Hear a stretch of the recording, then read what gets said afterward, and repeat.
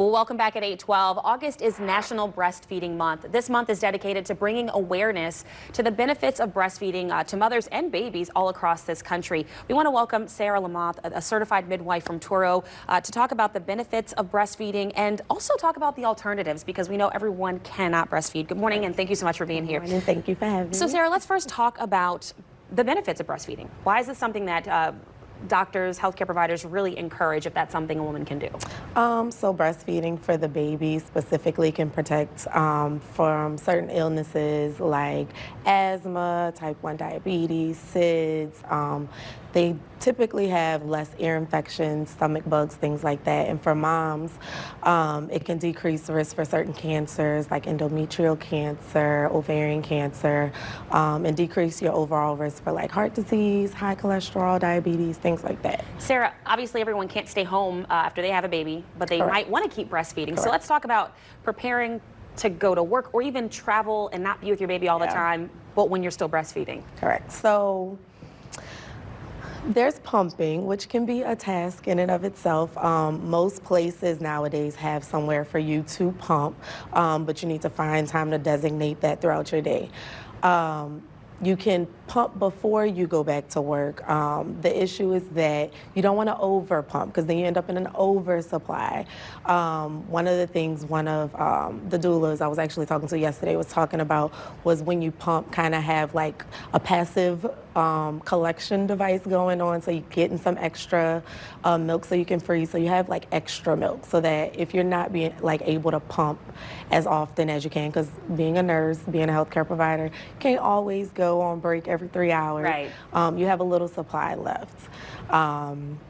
But yeah, just having a supply, being able to set aside time to still pump and keep your supply up, so that when you go home, you still have a supply for your baby. And have a space to pump and a place Correct. to store that milk once you do pump, whether you're at work or traveling, what have you.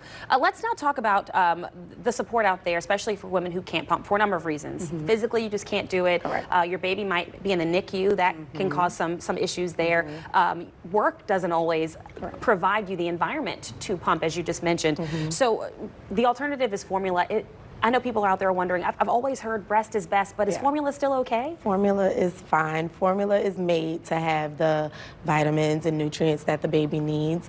Everybody can't breastfeed, whether it's something physical, whether you can't take 6, 8, 12 weeks off from work and you have to go back and you don't have a supply, whether you're sick, your baby's in the NICU, there's formula. And then if you're very much like, I want breast milk, there are milk banks out here too that you can reach out to, and they screen the milk and things like that. That way you have an alternative. But a fed baby is a happy baby. Just feed your baby. I love that. At the end of the day, a fed baby is a happy baby.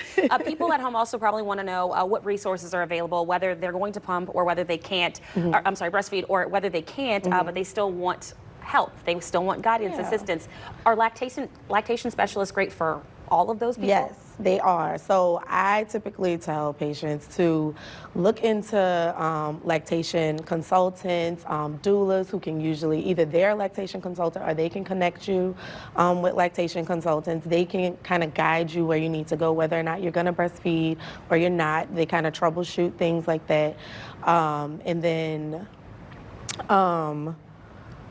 yeah, sorry. You lost it. It's okay. I did. It's okay. It's a lot to keep in mind, but again, those resources are available. It's just the key is supporting mom and baby before, during, and after. And you typically do better, especially like with postpartum depression. I find most people get it because they feel like they failed. But if you kind of get that education ahead of time, what your resources are, what things you might encounter, like roadblocks, then you typically do better and have less postpartum depression as long as you have that support. Sarah, thank you so much for your time. We appreciate you for having me.